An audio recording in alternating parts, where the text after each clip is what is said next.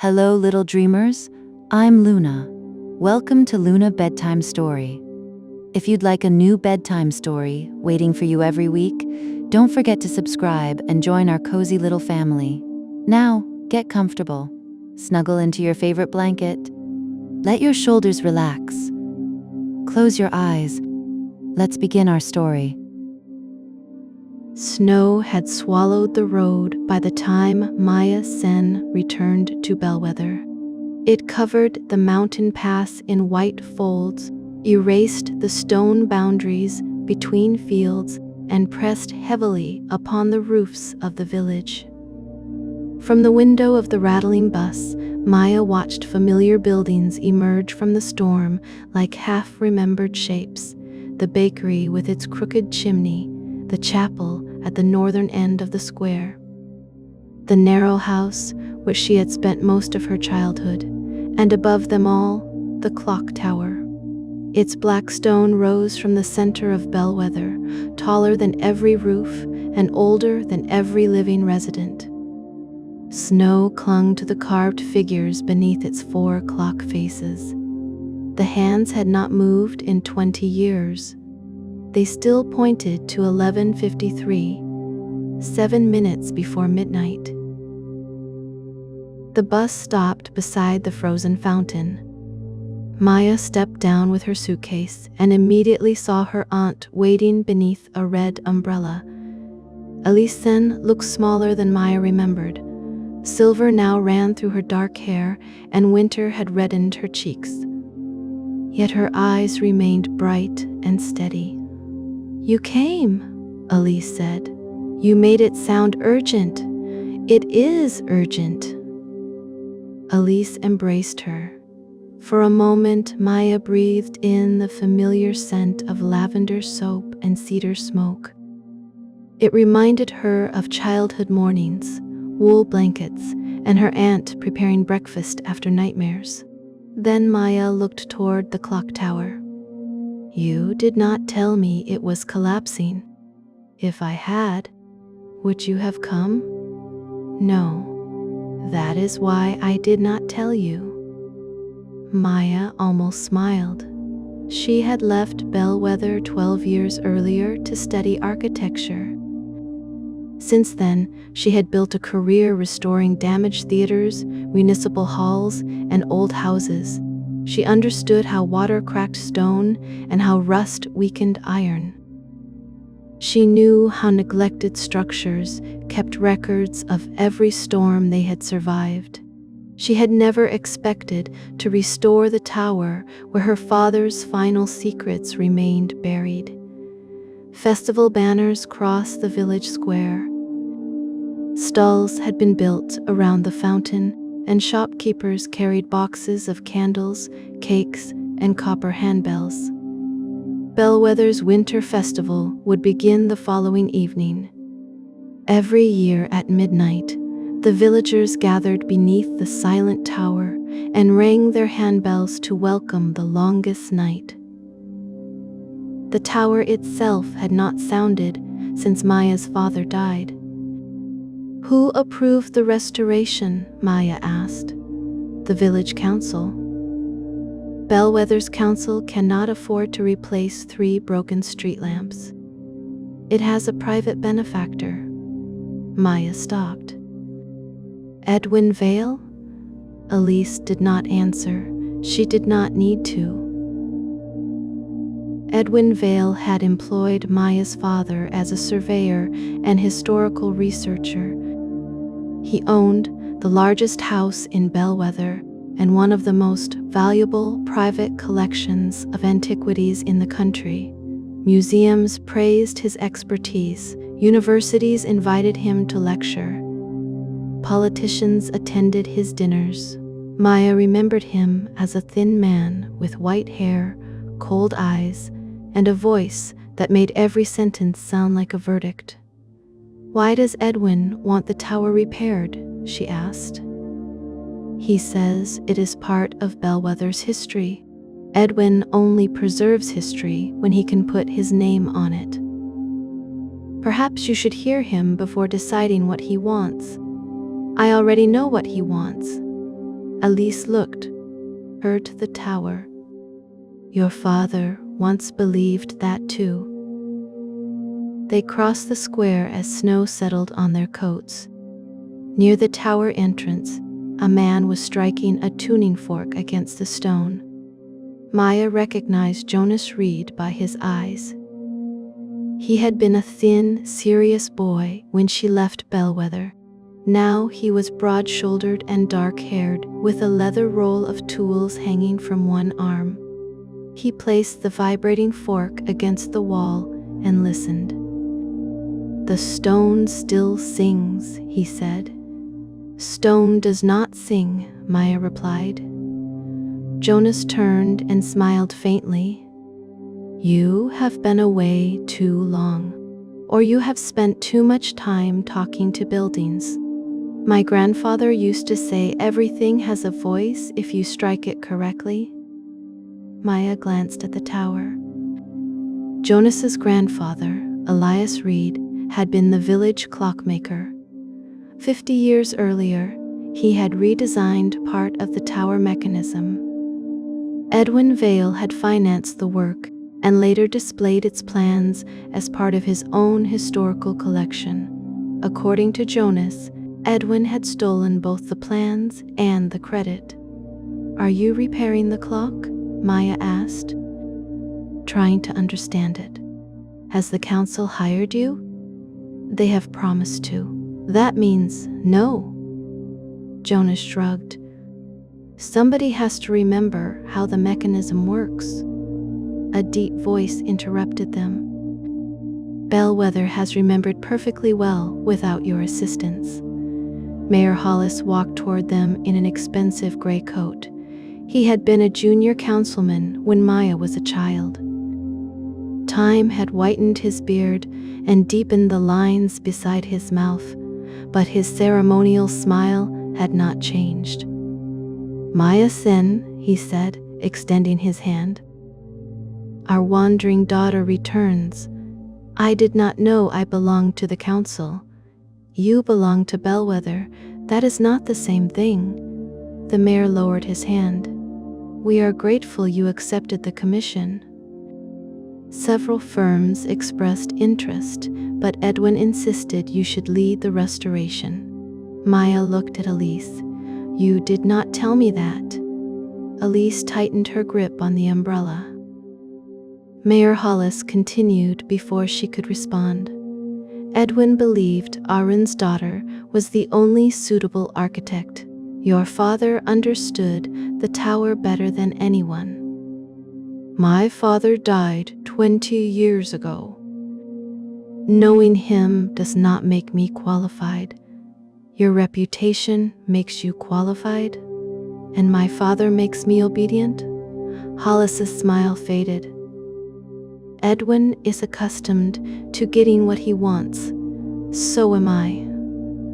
Jonas made a sound that might have been a laugh. The mayor turned toward the tower. You should examine the interior before the storm worsens. Edwin hopes the clock can be started during tomorrow's festival. Maya stared at him. The mechanism has not operated for 20 years. I understand. No, you do not. Starting it without a full inspection could destroy it. That is why we hired an expert. An expert who is telling you it cannot be done. Mayor Hollis glanced toward the council hall, where several officials waited. Went beneath the balcony. Discuss it with Edwin. I would rather inspect the tower. Elise reached into her coat and removed a long iron key. Your father gave this to me, she said. Maya accepted it. The metal was colder than the air. The tower door stood beneath an arch carved with 13 stars. Above the keyhole, a weathered stone bell emerged from the wall. Rust marked the hinges, and ice filled the cracks between the steps. Maya inserted the key. Before she could turn it, Elise touched her arm. Be careful. It is an old building, not a wild animal. Some old buildings are more dangerous. Maya looked at her aunt. Elise's face had gone pale. Are you coming inside? No. Why not? I have things to prepare for the festival. Maya turned the key. The lock resisted, then gave way with a heavy click. Cold darkness waited beyond the door. 11:50. 3 Jonas switched on a lantern and entered behind Maya. A spiral staircase wound around the tower's hollow center. Ropes and chains descended from the darkness above. Dust covered the floor except for several recent footprints. The air smelled of iron, wet stone, and old oil. Maya placed her hand against the wall. Memory came without warning. She was 6 years old, sitting on her father's shoulders as he climbed the stairs. Harun Sen was young in that memory, laughing as she tried to catch the dust floating in the light. Later memories were darker. Her father standing in the kitchen during the final winter of his life, his boots wet with snow, his hands shaking as he folded papers into a leather case. Elise asking him not to leave. Arun replying, I found what he hid, then the door closing behind him. He never returned. Maya withdrew her hand from the stone. You all right? Jonas asked. Fine. They climbed. The machinery room occupied the level behind the clock faces. Great iron gears filled the chamber, their teeth fixed together beneath layers of rust. The pendulum had been disconnected. Several bearings had cracked, and moisture had warped the main wooden shaft. Maya walked slowly around the mechanism. This cannot operate tomorrow, she said. Mayor Hollis will be disappointed. I can survive his disappointment. What about Edwin's? I survived that before I could read. Jonas crouched beside the striking mechanism. My grandfather redesigned this section. Edwin claimed the modification was his idea. What did it do? It allowed the clock to strike automatically, even if the main movement stopped. Maya examined a row of empty brackets. Something has been removed. A secondary mechanism. Recently? Jonas touched the clean marks beneath one bracket. Months ago, perhaps. He opened a narrow wooden cupboard built into the wall. Inside were coils of copper wire, corroded tools, and pieces of a small machine. Jonas removed a brass cylinder covered in delicate grooves. My grandfather experimented with recorded sound, he said. In a clock? He said the bell could be preserved. If it ever cracked, people could still hear its original voice. Maya turned the cylinder. Did it work? According to his notebooks, yes. A needle followed the grooves and produced sound through a brass horn. Where is the rest of it? Missing. A floorboard creaked near the stairs. Edwin Vale emerged from the shadows. Age had bent his shoulders, but sharpened his features. He wore a black coat buttoned to the throat and carried a silver-headed cane.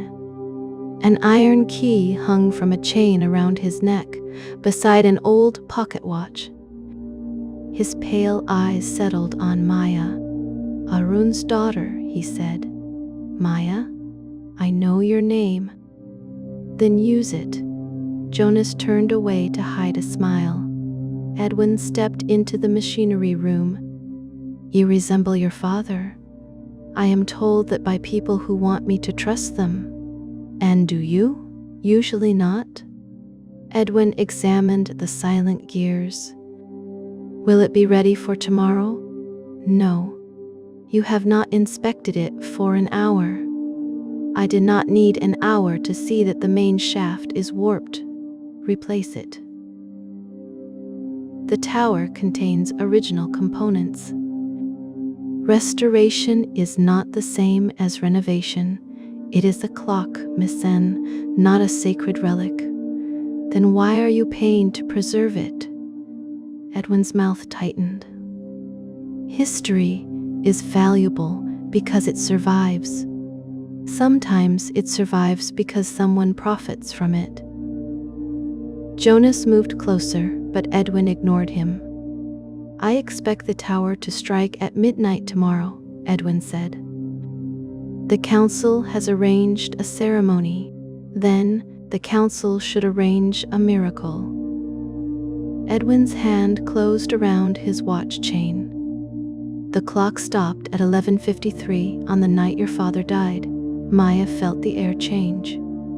I know. 7 minutes before midnight. He was obsessed with those 7 minutes. What does that mean? If Arun trusted you, perhaps you should ask yourself why he never told you. I was 13. He trusted you less than you imagine. Maya took a step toward him. Jonas placed a hand on her arm. Edwin smiled. Tomorrow night, he said. Midnight. He left them in the cold chamber. Maya listened until his footsteps disappeared. What did he mean? Jonas asked. I do not know, but she intended to find out. That evening, Maya spread her father's architectural plans across Elise's kitchen table. Most were copies of modern surveys. One was an original drawing made 86 years earlier. It showed the foundation, staircase, machinery room, and bell chamber. A thin line ran behind the western clock face. What is this? Maya asked. Elise set down 2 bowls of soup. What is what? This passage. She pointed to a narrow vertical shaft hidden between the clock mechanism and the exterior wall. It is not shown on later plans. Perhaps it was sealed. Did father know about it? Your father knew every corner of that tower. Then why did he refuse to enter it during the year before he died? Elise's spoon. Who told you that? I remember. You remember being frightened and angry. That is not the same as remembering accurately. He used to take me there every week. Then one day, he would not go near it.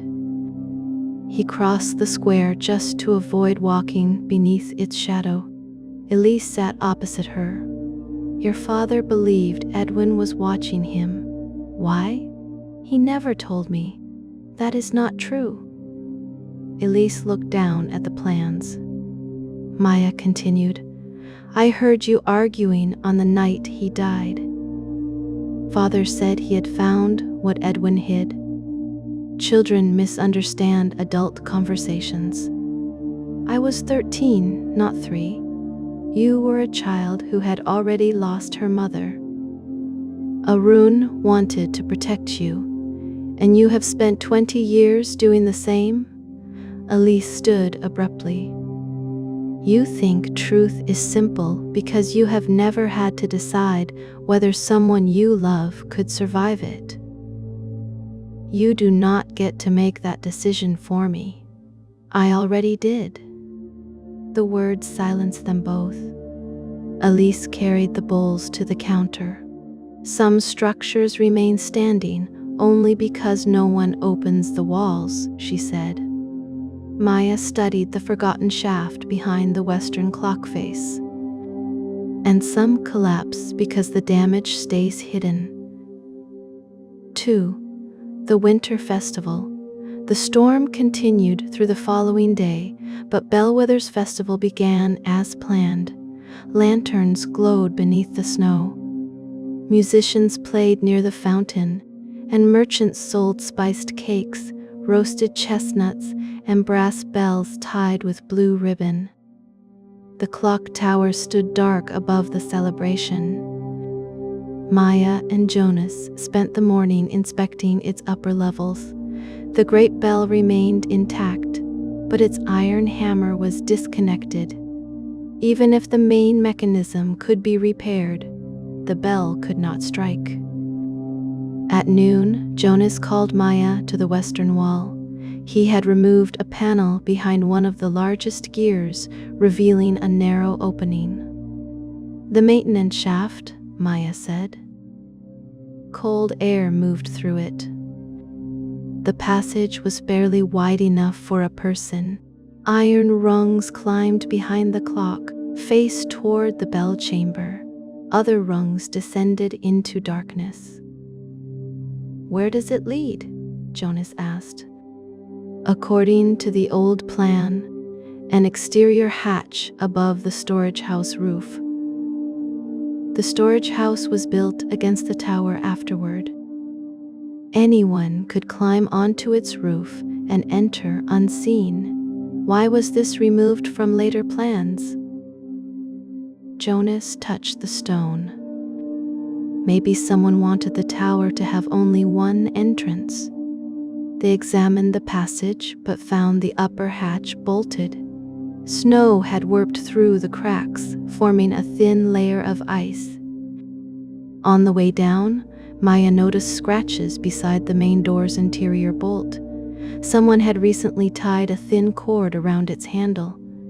Before she could examine it further, Mayor Hollis entered. "Edwin wants to see you," he said. "He knows where the tower is. He rarely follows invitations." "Neither do I." Hollis moved closer. "You should understand that Edwin is financing more than this restoration. He has paid village debts, supported the chapel, and funded repairs to the mountain road. That does not give him control of the tower. In Bellweather, gratitude is a kind of control.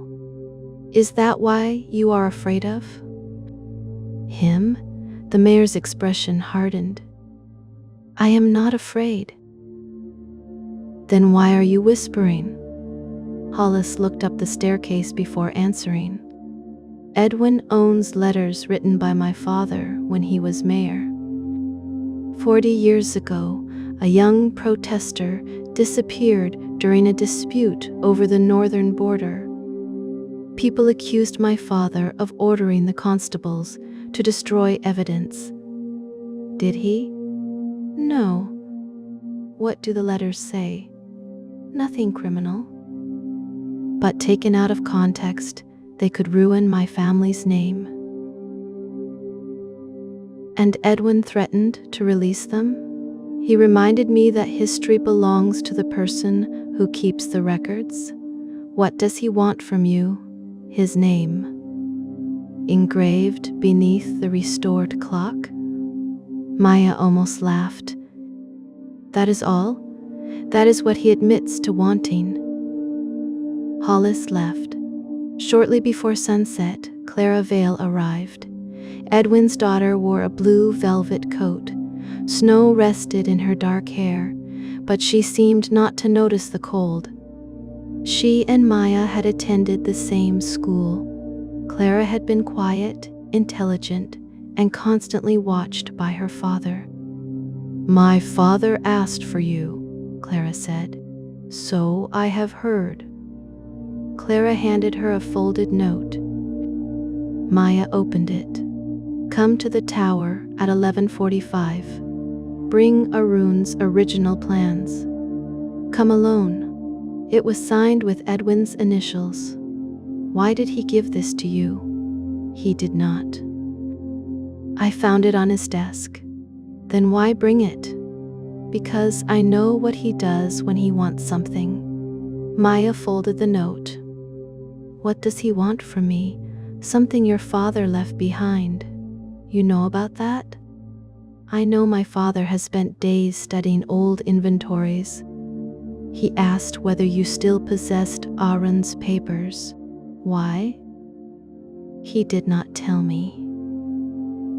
Why should I trust you? You should not. Clara looked toward the square where Edwin stood speaking with village officials. My father changed his will last week. He left me the house and almost nothing else. That gives you a reason to resent him. I resented him when I believed I would inherit everything. Why were you removed? I refused to catalog several artifacts. Why? The dates were wrong. So were the excavation records. When I questioned him, he told me ownership was more important than origin. Jonas joined them. That sounds like Edwin, he said. Clara barely glanced at him. Your grandfather helped him. My grandfather built machines. He did not steal artifacts. He designed hidden compartments inside transport crates. Jonas's face changed. Who told you that? I saw the plans. Where? In my father's study. Before Clara could say more, Edwin called her name from across the square. She walked away. At 10:30, Father Rowan climbed onto the chapel steps. The elderly priest wore white robes beneath a heavy wool coat. His eyes had clouded with age, but his voice carried across the festival. For 20 years, he said, the tower has kept its silence. The music faded. People gathered around the fountain, handbells hanging from their wrists. Some believe the clock stopped because its mechanism failed, Father Rowan continued. Some believe grief entered the stone. But Bellweather's oldest stories warn us of an hour beyond the 12. Edwin stood near the front of the crowd. Do not frighten children with superstition, he called. Father Rowan lifted one finger. The 13th bell does not mark an hour. It announces a debt. If it sounds tonight, ask not what has awakened. Ask who has been remembered. Uneasy laughter spread through the square. Maya looked toward Elisa's scarf stall. Her aunt was gone. At 11:20, Maya found Clara arguing with Edwin beside the frozen fountain. You cannot erase me because I ask questions, Clara said. I can erase anyone from my will. This is not about money. It has always been about money. Clara's face burned with anger. One day, someone will open your cabinets and learn exactly what you are. Edwin leaned close. They will learn what I permit them to learn. Clara turned and saw Maya watching. She walked away without speaking. At 11:35, Edwin entered the tower. Jonas stood near the door and watched him lock it from inside. He has his own key, Jonas told Maya. It was attached to the chain around Edwin's neck. 10 minutes later, Maya returned carrying her father's plans and Edwin's note. The door is still locked, Jonas said. He asked me to meet him. He has not come out. Maya knocked. Edwin? There was no answer. Jonas tried the handle. Perhaps he went up to the machinery room. Maya took out Elisa's key. The lock turned. That makes no sense, Jonas said. He locked it from inside. Old blocks sometimes accept more than one key. Maya entered. The lantern on the lower floor had been extinguished. Somewhere above, a faint mechanical clicking came through the darkness. She switched on her own lantern and climbed. Edwin? No answer. The machinery room was empty. The panel to the maintenance shaft stood open. Maya moved toward it. Cold air touched her face. She raised her lantern and entered sideways. The space smelled of rust and snow. Something blue glimmered on a lower rung. She picked up a curved fragment of glass. From the square came hundreds of voices counting down. 10. Maya placed the glass in her pocket. 9. The ticking inside the tower grew louder. 8. It was not coming from the main mechanism. 7. She returned to the machinery room. 6. Somewhere below, a door slammed. 5. Maya ran toward the staircase. 4. 3. She reached the lower chamber and pulled at the entrance. 2. The door would not open. 1. A bell sounded. The vibration rolled through the tower. A second strike followed, then a third. Outside, the crowd began to cheer. Inside, Maya stared upward. The gears were not moving. The bell struck 6 times. 7, 8, 9. Jonas shouted through the door. Maya, 10, the door is locked. 11, is Edwin inside? 12. Silence followed. For one hopeful second, Maya thought it was over. Then a 13th bell rang. It was sharper than the others, smaller, nearer. It seemed to come from beneath the staircase. The crowd outside fell silent. Maya turned her lantern toward the tower's central shaft. A black shoe protruded from behind a coil of rope. She moved closer. Edwin Vale lay on the stone floor, one hand pressed against his chest. His eyes were closed. His face had the gray stillness of death. The tower key remained around his neck. His pocket watch lay open beside him. Its hands pointed to 11:53. I-3. The impossible death. Jonas and 2 villagers removed the tower door from its hinges. The interior bolt was still fixed in place. A damp cord had been tied around its handle, but the other end disappeared into a hole above the frame. Outside, fresh snow surrounded the tower. No footprints led to the storage house roof. No one had been seen leaving the main entrance. Dr. Celia Ward examined Edwin's body. There is no sign of violence, she said. His heart appears to have failed. When? Maya asked. I cannot be exact without a full examination. Could he have died before midnight? Yes. How much earlier? An hour, perhaps more? Clara stood at the foot of the stairs, staring at her father. He carried medicine, she said. A blue glass bottle. Maya removed the fragment from her pocket. Like this? Clara nodded. Where did you find it? In the maintenance shaft. Mayor Hollis looked at her sharply. What maintenance shaft? The tower has another entrance. Maya led them to the hidden panel. The lower section of the shaft connected to the space beneath the stairs. The upper rungs climbed toward an exterior hatch. The snow shows no footprints, Hollis said. It covered them, Jonas replied. The storm was heavier earlier. Hollis turned to Clara. Your coat has blue buttons. One is missing. Clara examined her sleeve. The lowest button was gone. That broke 2 days ago. Convenient? Maya held the fragment beside Clara's remaining buttons. It is not from her coat. It is thin glass, probably from Edwin's medicine bottle. Father Rowan stood beside the door. The bell called him, he whispered. No, Maya said. Someone arranged this. A locked tower, untouched snow.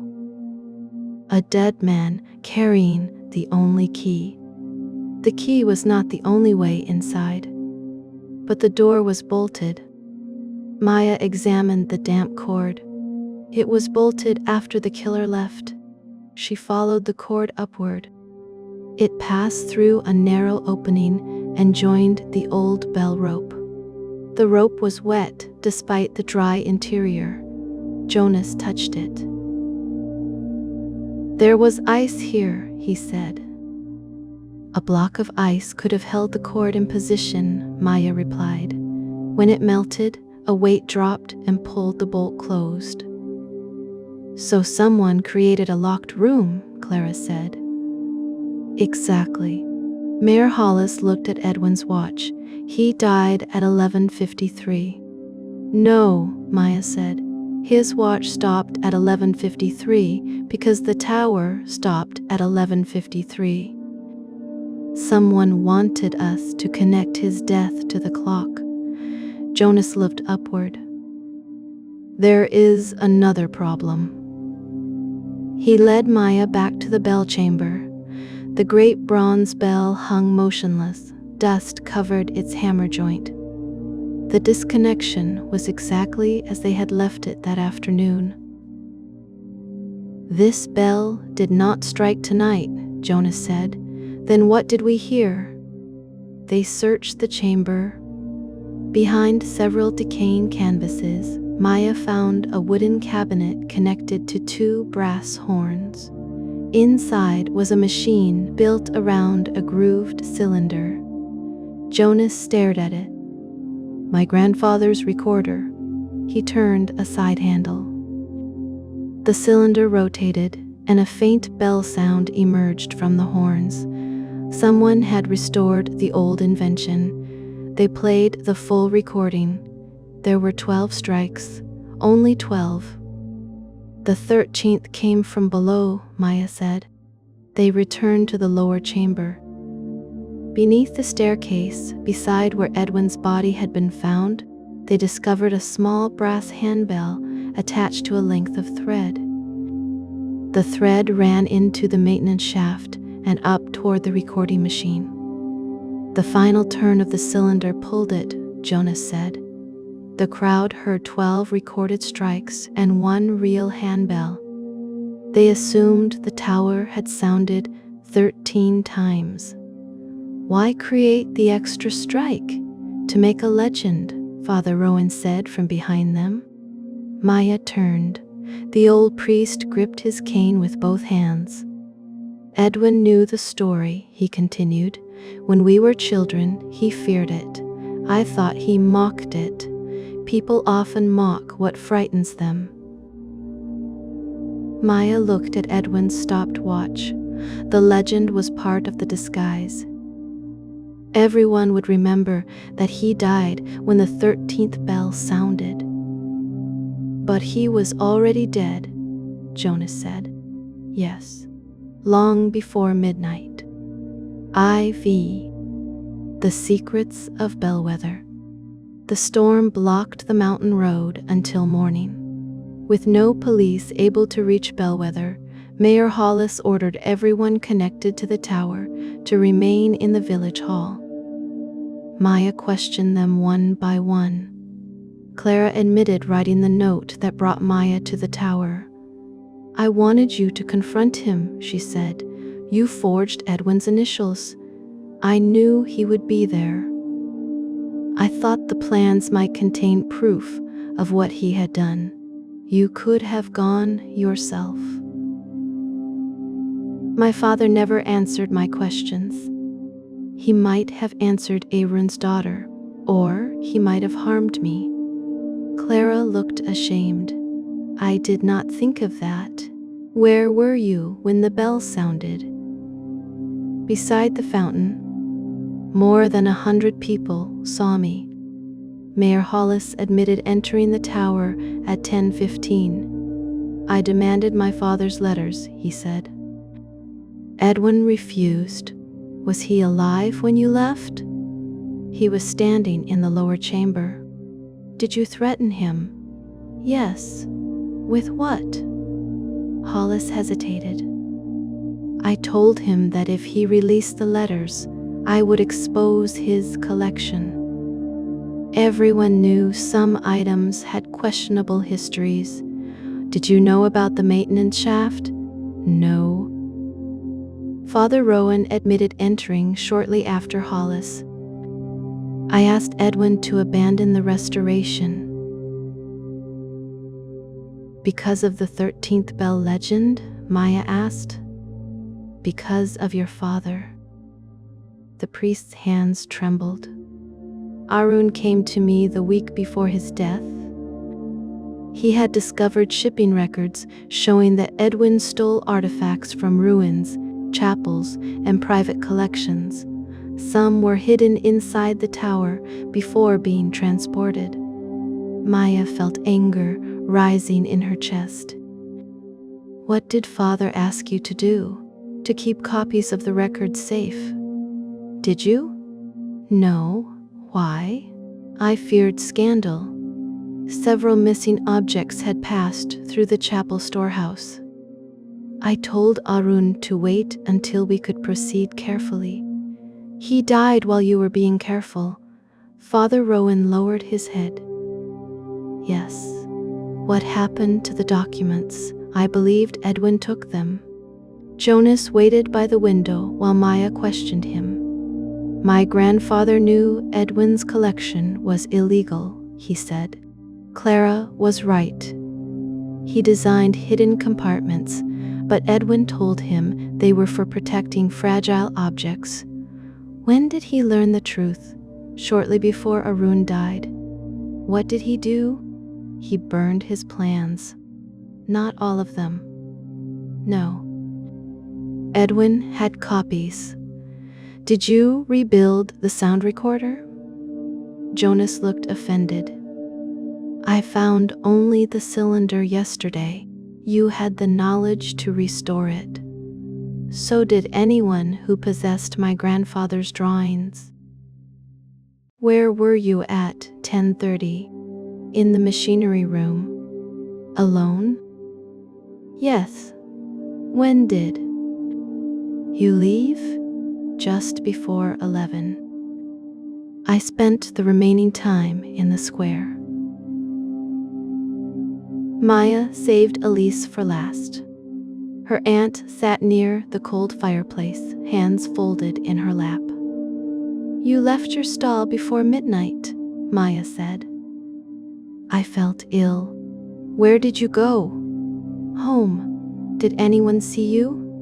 No. Maya placed the blue glass on the table. There were 2 teacups in your sink yesterday. One smelled of clove tobacco. Elise remained silent. Edwin smoked clove tobacco. He visited me. When? Before the festival. Why? To discuss your father. What did he say? Nothing worth repeating. Maya noticed a blue stain on the edge of Elise's glove. Take off your gloves. Elise looked at her. Please. After a long silence, Elise removed them. A fresh cut crossed her palm. Tiny particles of blue glass remained near the wound. Maya closed her eyes. You were in the maintenance shaft. Yes. Jonas stepped away from the window. Father Rowan whispered a prayer. Maya looked at the woman who had raised her, comforted her, and taught her to read. The woman who had attended every school ceremony and waited awake whenever Maya came home late. You arranged the locked room, Maya said. Elise's voice was calm. Yes. V. The 13th Bell. Elise had discovered the truth 3 months earlier. While clearing the attic, she found a packet sewn inside the lining of Arun's old winter coat. It contained a handwritten account of Edwin's stolen artifacts and a marked copy of the tower plans. Arun had hidden duplicate records behind the western clock face.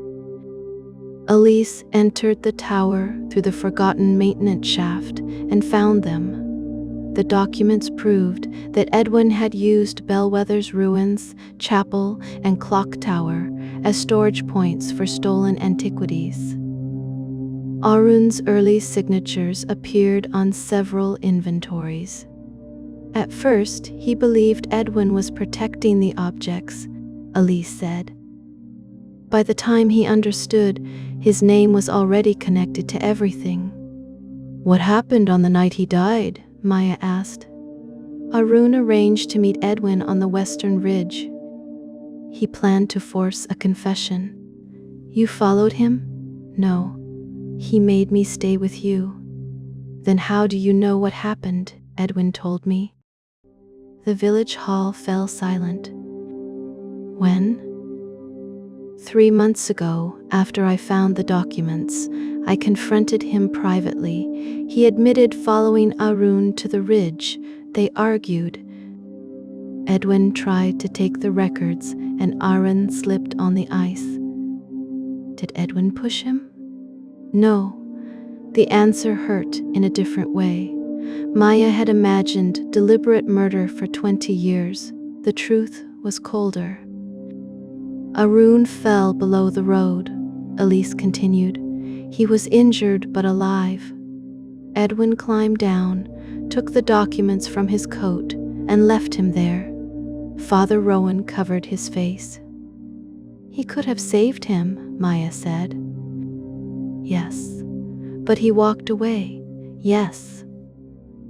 Elise had invited Edwin to the tower on the night of the festival. She carried Arun's duplicate records in a leather case and entered through the maintenance passage.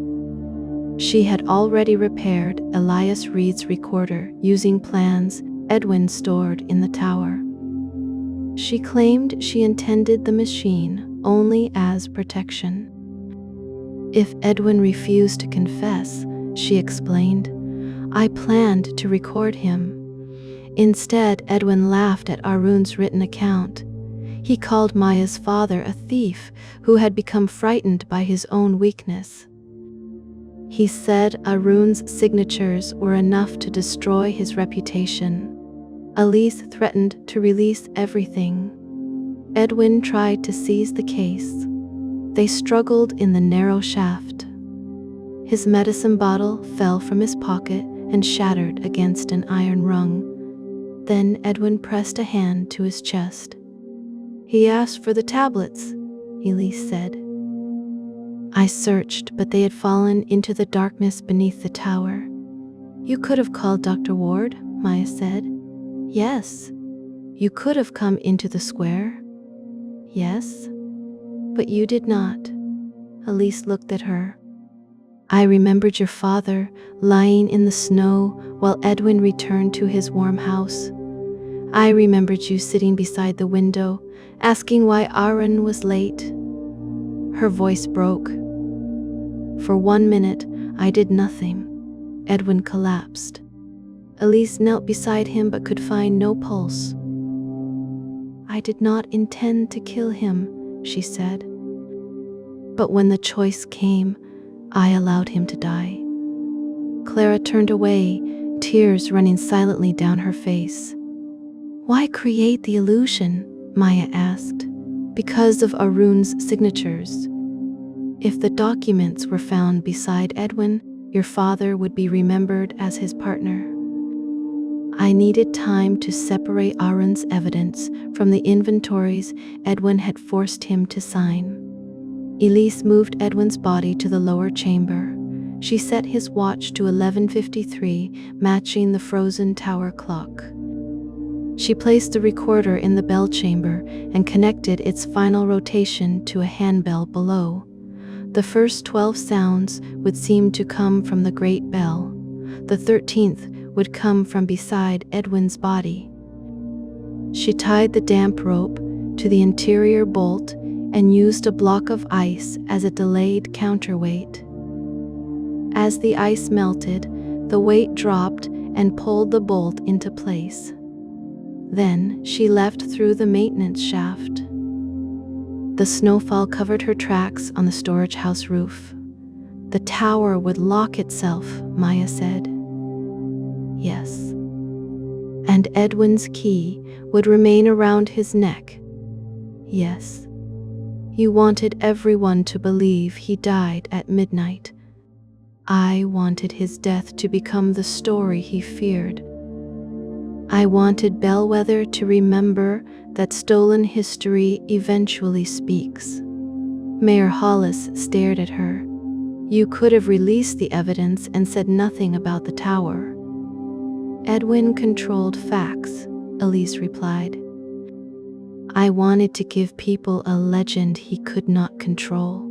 Maya placed her father's plans on the table. You nearly trapped me inside. Elise's composure failed. I did not know Clara had written that note.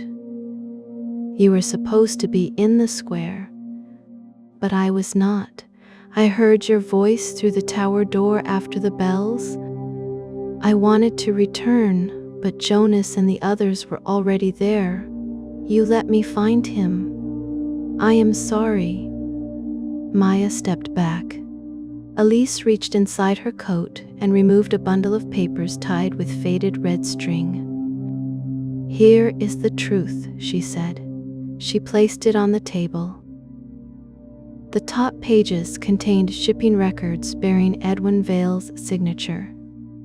Beneath them were inventories, photographs, letters from private buyers, and a handwritten statement by Maya Sen. Maya recognized her father's writing immediately. The final paragraph was addressed to her. My dearest Maya, if these papers are found after my death, know that I helped Edwin Vale before I understood what he was doing. That failure belongs to me. What I do next belongs to me as well. Courage does not erase guilt. It is only the decision that guilt will not have the final word.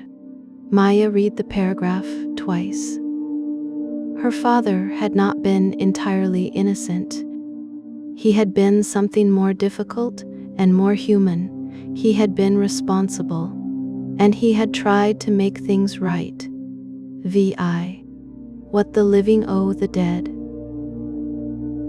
The police arrived the next afternoon. Before they entered the village hall, Mayor Hollis asked Maya to speak privately beneath the tower arch. Snowmelt dripped from the 13 carved stars above them. No one outside this room knows Elise caused Edwin's death, the mayor said. They will. They do not have to. Maya looked at him. Dr. Ward found no injury. Edwin's heart failed during an argument. The documents can still be released. Your father's name can be cleared without sacrificing the woman who raised you. Elise concealed a death. She made a mistake. She made several choices. Hollis lowered his voice. She protected you. So did Father Rowan when he remained silent 20 years ago. So did your family when you hid from Edwin's threats. Everyone in Bellweather has used protection as another word for fear. This is different. It is always different when the person hiding the truth is someone we love. You could lose her. Maya looked across the fair. Elise stood beside the fountain, waiting for the police. Her red umbrella rested against the stone. Snow had gathered in her hair. I already lost my father to someone who believed he could decide which truth survived, Maya said. I will not honor him by doing the same. She gave the police Edwin's watch, the fragment of blue glass, the old recording machine, and the papers hidden behind the clock face. Then Elise gave her statement. She did not ask Maya to lie. She did not ask for forgiveness. That made forgiving her harder. The investigation lasted through the spring. Edwin Vale's collection was examined. Artifacts were returned to villages, religious communities, and families from whom they had been taken. Clara surrendered control of the collection and opened her father's private records to investigators. Mayor Hollis published his father's letters in full. The old scandal damaged his family's reputation, but not as badly as Edwin had promised. Once the complete record became public, the village learned that fear had distorted the story more effectively than the letters themselves. Father Rowan resigned his position at the chapel. Before leaving Bellweather, he placed a bronze plaque near the altar, bearing the names of the communities whose sacred objects had passed through its storehouse. Jonas recovered his grandfather's original plans from Vale House. They proved Elias Reed had invented the sound recorder and several other mechanisms Edwin later claimed as his own. Edwin Sen's statement cleared him of intentional theft. It also documented his early involvement and his decision to provide evidence against Edwin. The truth did not make him blameless. It made him honest. Elise admitted that she had intentionally delayed seeking help and then concealed the circumstances of Edwin's death. The court considered Edwin's illness, the confrontation, and Elise's full cooperation. Maya attended every hearing. On the final day, Elise was escorted through the courthouse corridor. She stopped when she saw Maya. For several seconds, neither spoke. "I thought you might protect me," Elise said. "I wanted to. Why did you not?" "Because you taught me that love means doing what someone needs, not always what they ask." Elise gave a tired smile. "I did teach you that. You protected me when I was 13. But keeping this secret would not protect me now. It would only make me part of it. I know I am still angry. You should be. I still love you." Elise's eyes filled with tears. "That is harder," she whispered. "I know." Maya reached for her hand. Elise held it tightly until the officer asked her to continue. I've. The final strike. The restoration of the clock tower began the following summer. Maya stayed in Bellweather to lead the work. Jonas supervised the mechanism. They replaced the warped shaft, repaired the bearings, reinforced the staircase, and cleaned 20 years of rust from the great gears. They preserved the maintenance passage rather than sealing it.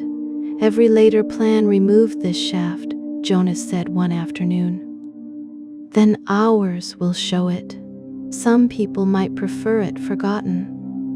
Buildings should not lie to make people comfortable. Jonas smiled. Still talking to stone? Someone has to interpret. The council proposed a brass plaque naming Edwin Vale as the restoration's first benefactor. Maya rejected it. Instead, a line was carved into the stone beneath the eastern clock face.